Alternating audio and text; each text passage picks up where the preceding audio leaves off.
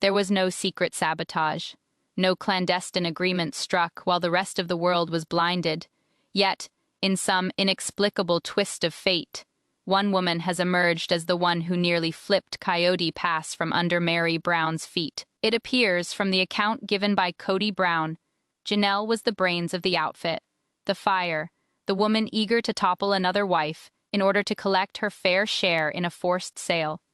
You've likely seen the latest morsels from the tell, all specials thus far. This is the precise narrative you are being persuaded to purchase when you buy the latest. Here's the problem. This one only ever works if you choose to forget the last several years of what we know.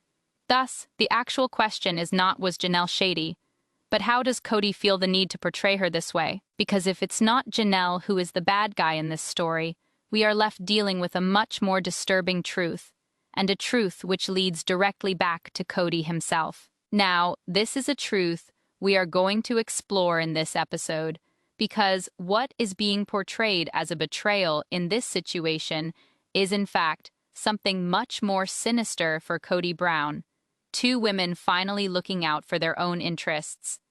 Throughout Season 20, Kody has been promoting one particular narrative. He asserts that Janelle was stalling on the sell of Coyote Pass without Meri's agreement, that she has offered Meri an after-the-fact check, and that she didn't care if Meri signed on to the plan. It is like I am, this guy in the middle of all this, and I am, between four women, and I am trying to do the right thing, okay? It is no surprise that this particular narrative has Kody playing the victim, playing the facilitator, and playing the caught between all these difficult women. However, the particularity of this narrative is found in the seriousness of the charge that Kody makes here. It is not merely an issue of hurt feelings and personal and familial squabbles. This is, after all, the story of money. It is the story of lifetime's worth of savings and retirement plans. It is the story of who actually owns what. For Janelle to actually sell the family's most valuable possession left, behind Meri's back, is one thing that would not only be fishy, it would be catastrophic, which is precisely the reason the above accusation is so painful. However, we must take a breath before we continue. The manner in which this narrative is presented means we move at a clip from which we bypass fundamental questions. Why now? Why this narrative? And why is it this accusation seems to benefit just one side? In these points within the narrative, Kody Brown has first access to this narrative. He relates how Janelle pushed him. He relates how she floated the idea of selling while pregnant with Meri. He relates how she caused problems with Robin. And without having the whole picture, there's no question why this side of this narrative seems to be believed. But once you understand the proper context, when you see what followed these phone calls, the accusation falls apart. Not in a nuanced fashion, but in a manner of questioning whose integrity is questionable. Hey everyone, welcome back. If you are new here, I am so happy that you are here, because trust me, this is more complicated than you guys realize. And by the end of this series of videos, I promise you'll understand what I mean. Today we're going to dive into the drama involving Janelle Brown, Kody Brown, and the alleged plan of selling Coyote Pass without Meri Brown being included. We'll break down what happened, what went down in terms of what was said versus what happened in reality, and the legal consequences that followed. Take the emotions out of it, and what is clear is that it is not an issue of trust. It is an issue of control. And before we decide how terrible Janelle's behavior is compared to the other women's, we must examine the kind of pressure she was under. Take-home pay is not the end of the world, nor is it merely an issue of Janelle not being what the other women were. However, the charge is not random or foolish. It's told with caution, with emphasis on each carefully chosen word, with emotion and a hint of self-pity to be believable. In this tell, Kody doesn't come out and say, Janelle hurt Meri. Kody doesn't have to. Instead, he does something far more potent. He suggests it. Kody talks about being under pressure. Kody talks about being tempted. Kody talks about being cornered. And most of all, he talks about Janelle's suggestion of selling without Meri, as if that alone makes her the villain. This is where the framing takes effect. When Kody puts the first thought about Janelle moving ahead without Meri, the viewers are ready to critique Janelle. This seed has been planted. All the other stuff that happens is just reinforcement. In Kody's version of events, Janelle is now just frustrated. No, Janelle is not just frustrated. She is now aggressive. She is manipulative. She is the type of woman who'll remove someone in order to get what she wants. Now Kody, he is the reluctant partner. He is the guy who is momentarily attracted to doing the wrong thing, but then did the right thing. It is a common theme. When Kody talks about these conversations, he uses the language of the passive voice. He says, "I was tempted, but only for a moment. I couldn't do that to Meri. It caused a problem for Robin." Note the elements that aren't stated. He asks for nothing regarding when these conversations took place. What was happening financially around that time, and why would the sale even be up for discussion in the first place?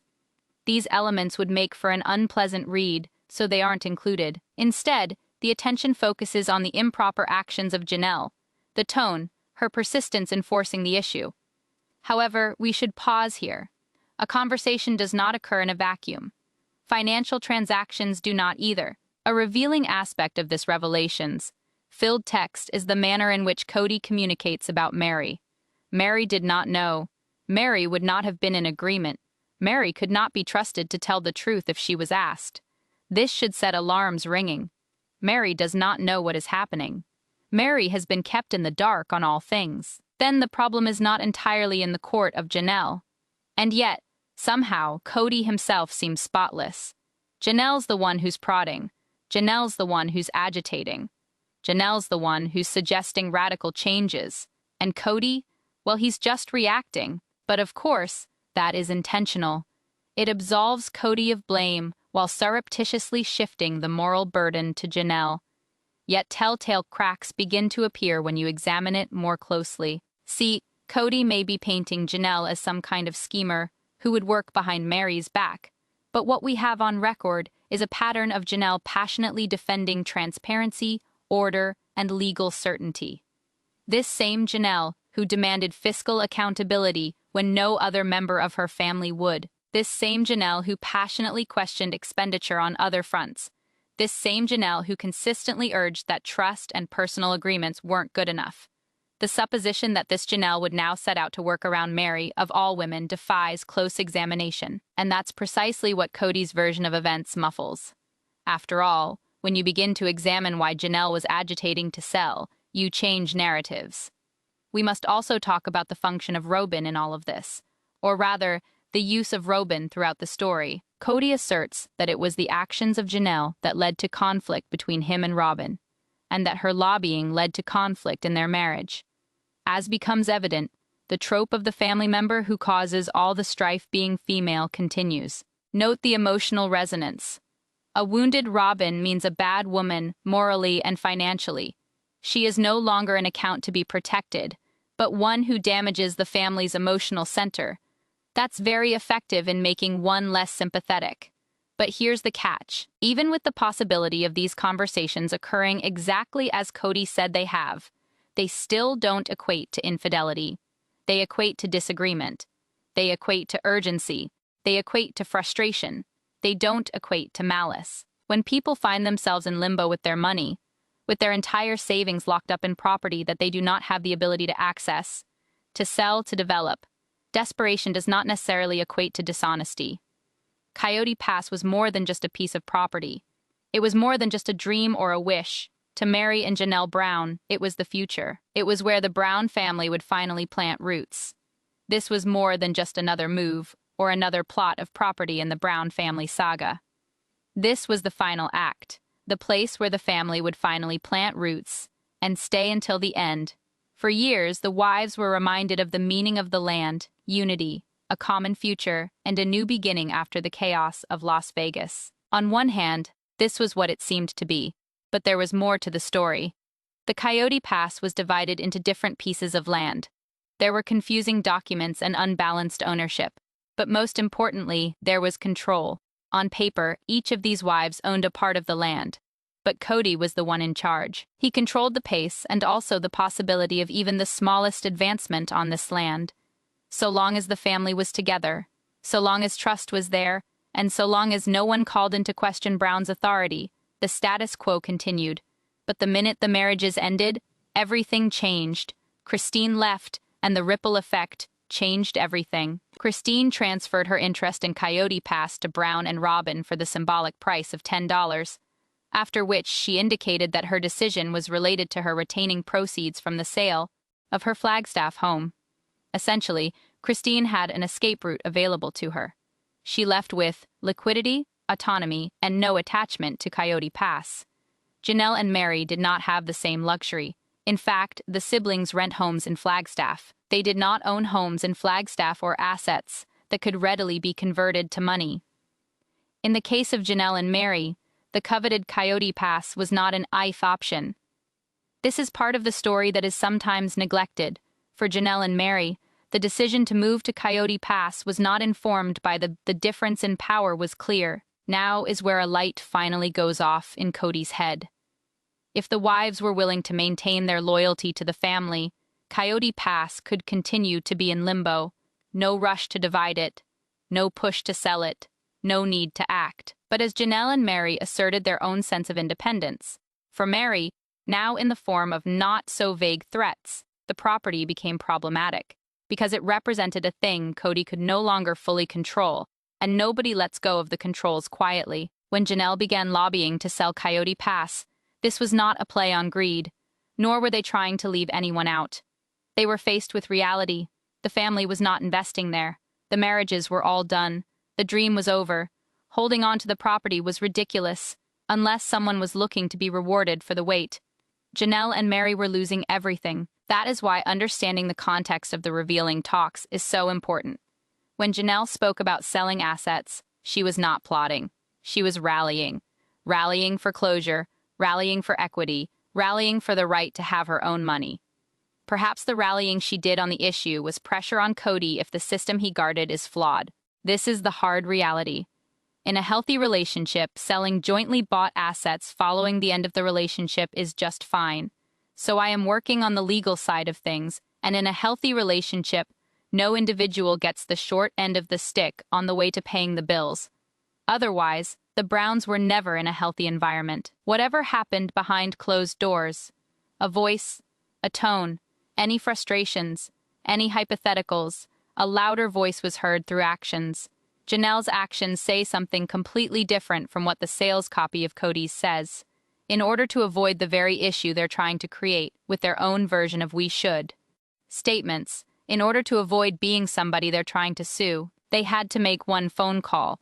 They had to invite attorneys into the conversation. They invited attorneys not for them. They invited attorneys for Meri. Let's be clear in what that means. And if Janelle was trying to move Coyote Pass further away from Meri to put her on the sidelines or reduce her stake in the property, the very last thing she would do is advise Meri on independent legal representation. That's not self-defeating. That's just the opposite. Lawyers are there so someone doesn't get screwed. They're not there so you can do the screwing. And in spite of the impossibility of this act being anything other than self-defeating on the part of Janelle, it is certainly the course she pursued, and not in secret, not as if Meri had no idea. With reports in early 2025 indicating that both she and Meri had lawyered up, not in order to fight each other, but in order to move forward on a property which had been stagnant for well into a decade. This alone refutes Kody's claims, because through this, there was a revelation of the truth. Janelle and Meri were working together, side by side, not against each other. They did not compete. However, the commonality in the problem was the only commonality that lay within the issue. An issue that after the spiritual marriages fell apart, Coyote Pass did absolutely nothing about. For years, there was no sale, no division, no restructuring, no resolution, nothing, until the land, the only asset Janelle and Meri possessed, was last. Kody and Robin acted. This is why the employment of lawyers was not an aggressive act. It was more of a defensive strategy. Two women sensed that unwritten agreements and oral contracts were not working. Trust was broken. Time was not on her side. When lawyers entered the equation, something important happened. Actual progress. Lawyers introduced accountability. Deadlines were set. Deadlines advanced negotiations. Deadlines led to decisions that had hung in limbo for far too long. But most importantly, They impacted ownership in such a way that changed the dynamics surrounding Coyote Pass. And this has led to the result that Kody speaks little about, because this reality isn't what he has always wanted to tell. After some pressure from attorneys related to property law, there was a reorganization of property ownership. And this was how everything was finally settled. Kody and Robin jointly owned 50%, Meri owned 25%. Janelle also owns 25%. This was the first time Janelle and Meri had any real say regarding their shares. This was the first time Kody didn't get to dictate every move by himself. This is not a message of treachery. This is a message of support. This is what is hard to swallow regarding Kody's claim. None of this would have happened if Meri was being ousted. Attorneys wouldn't agree to this. Courts wouldn't uphold it. Paper wouldn't be put to such an agreement. Yet Meri was able to take home the 25% share that was now expressly stated and legally guaranteed. Not that it was prior to this. Janelle sought to betray Meri. She was not successful, but in providing fairness, absolutely. Would it be significant that the last to agree to the restructuring was Robin, months after the others? This is significant. This indicates some reluctance. This indicates some pushback. This indicates not everyone was comfortable with relinquishing their control. But anyway, and this leads directly into the big problem. This isn't really about Janelle being unscrupulous. This is about Janelle not wanting to be helpless. Because when Kody gets on his high horse about betrayal, we have to ask the questions. Betrayal of whom? Betrayal of what? Because from the papers, the only betrayal was in the system of letting one person hold things up in perpetuity, while the rest of them pay the price. Kody believes that Janelle and her family could just put the Coyote Pass property up for sale without Meri's knowledge and just pay her later. That is the kernel of the charge. That is the point intended to shock us. That is just the kind of factor that could raise Janelle from frustrated joint owner to would-be betrayer. So let's put it to a test. If Janelle was planning to betray Meri, there would appear to be certain elements that must obtain and not. Explains Nancy Collier in an analysis. Test number 1. If Janelle wanted to sever ties with Meri, why was she being advised to lawyer up? This is where Kody's storytelling has a major flaw. Advising someone to lawyer up is not indicative of exploitation, but rather is indicative of transparency. This acts as a safeguard for all parties involved. All actions take place above board. You wouldn't advise someone to lawyer up if this were indicative of deception. In fact, this single act undermines the entire allegation. Exercise logic test. Number 2. Since a single-handed action on Janelle's part, Meri's position strengthened when the lawyers arrived on the scene. In fact, prior to the help, Meri's position in Coyote Pass was insecure. But after the help, it is obvious that it is set solidly at 25%. That is not impartial. That is not accidental. That is an improvement. Since a single-handed action by Janelle, it should not work in favor of Meri. But it does. Logic test number 3. If Kody did not favor a sale without Meri on board, then why did nothing happen after all these years? Kody considers himself the moral policeman, the man who would not sell Meri short. If so, then why not a clean and early settlement? Why a stalemate? Why lock away the money? Why wait this long? Logic test number 4. But wouldn't it be real betrayal if it only became a plot point after the legal resolution of the situation as a whole? The charge didn't emerge right away. It didn't play a central role in early conversations. It emerged after Janelle and Meri had locked in their claim. That's significant. Story patterns shift depending on power patterns. And here, the power patterns shifted. When you conduct these tests, you'll see that Kody's story doesn't make sense. But here's what does. Janelle wanted to see the land put up for sale because it no longer made sense to continue to own it. Meri wanted legal certainty because she no longer trusted her husband, and Kody wanted to maintain that control for as long as possible because that's what control-driven individuals do. There's one other uncomfortable issue. Kody says publicly that he's footed most of the bills for Coyote Pass himself. That's about 92% as a matter of fact. But let's accept this for the sake of argument for a minute. It in no way diminishes the fact of legality. Title trumps feelings. The title is secured by law, not by a storyline. And the fact that attorneys could have compelled a shakedown tells you all you need to know about the validity of the respective shares of Janelle and Meri. If they hadn't mattered much, this never would have occurred. Here's where Kody's defense shades into the next one. When the facts don't support your side of the argument, you attack the person arguing with you. It's a common pattern, and this is just the part of the story that's being replayed. We've known Kody to consolidate control over money for years since the early seasons of Sister Wives. Mackenzie Valentine writes, "The money is put into a communal pot. All avenues lead to Kody's decision-making, and responsibility is flexible. As long as the family unit was in place, no one questioned it. But the minute the wives dared to inquire where the money was going, issues arose. Not technological snags. Mind you, story snags. Janelle has always been different. She has expressed that she is financially savvy, talked about budgets, been uncomfortable with unwise spending, and questioned spending that others remained silent about. Looking back, these are times that generally correlate with her conflict with Kody, because scrutiny threatens control. Yet we can't ignore Robin's side of the tight-string budget. He's not the problem's source, but he's always there. Throughout this entire saga, there have been wives who've expressed concerns about Robin's spending habits. Not just wives, but Janelle and Christine have fessed up on tape that they think cash is being mismanaged throughout this family. This should be important to Robin. Janelle's trying to put on sale Coyote Pass not in a void, but as a response to something she's expressed concerns about throughout this entire family history. We've also seen Kody going back to revise their contribution. He has suggested that some women didn't earn an equal share because they had fewer children. He underplayed the value of the financial side when it was suitable. He has pointed out how hard he has been working compared to others. This isn't an objective memory. This is revision. In particular, the most daunting part was when Kody questioned Meri on whether she ought to have an equal share because she only has one child. But this particular statement reveals a deeply rooted attitude on Kody's part.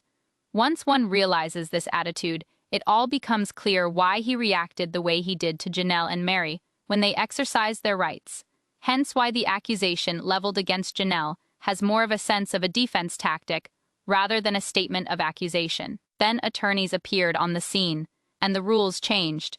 No more backroom deals. No more handshakes, and no more verbal spats with no repercussions.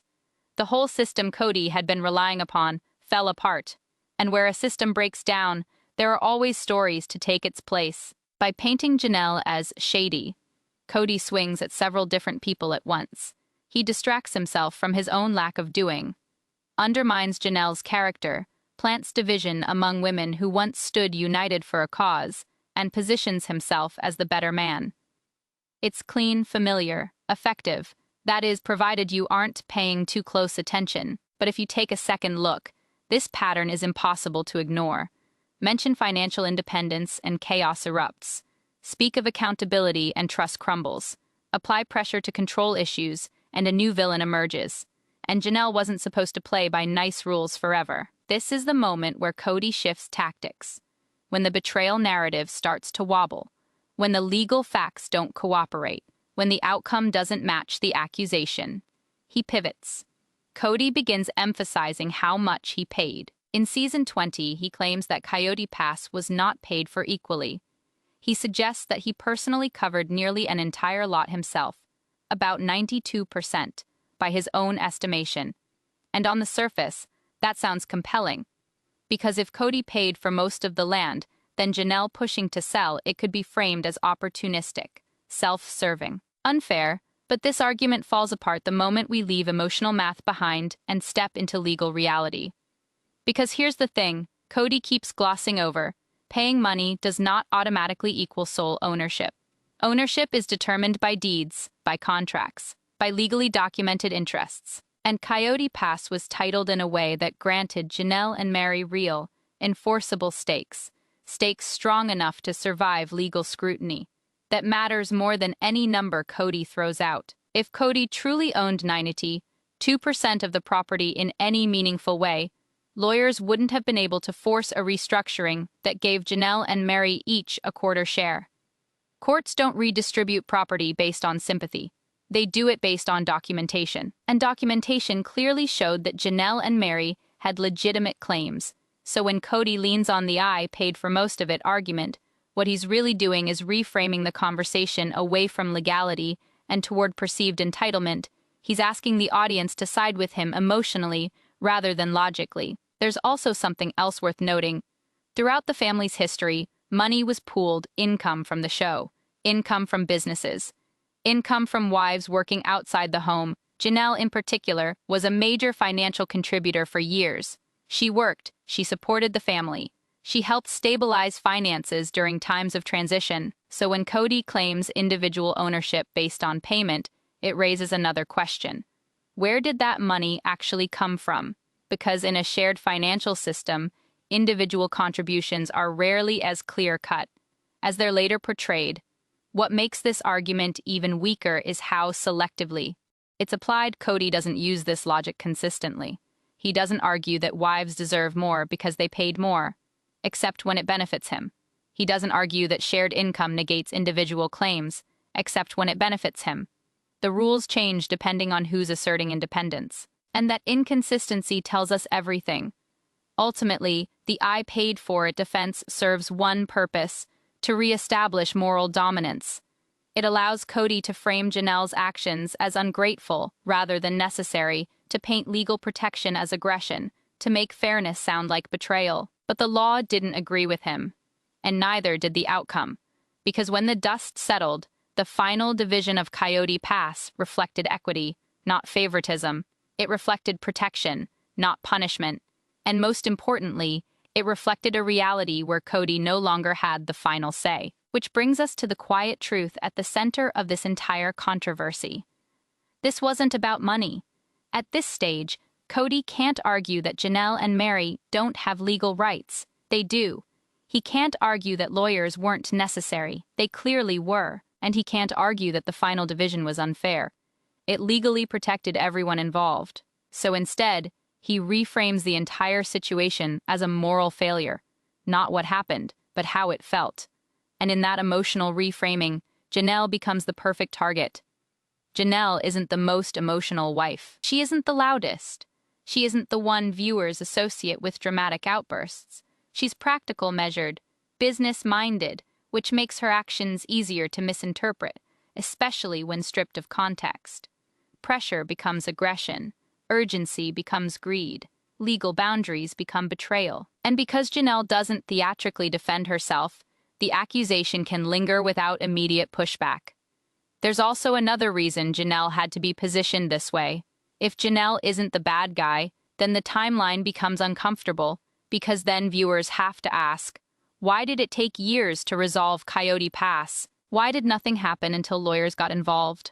Why were Meri and Janelle left financially exposed for so long? Those questions don't lead anywhere Kody wants them to go. So instead, the focus shifts from inaction to intention, from outcomes to hypotheticals, from control to character. And notice how Meri is treated in this story. She's framed as passive, as uninformed, as someone who needed protecting, not someone capable of agency. That framing serves a purpose.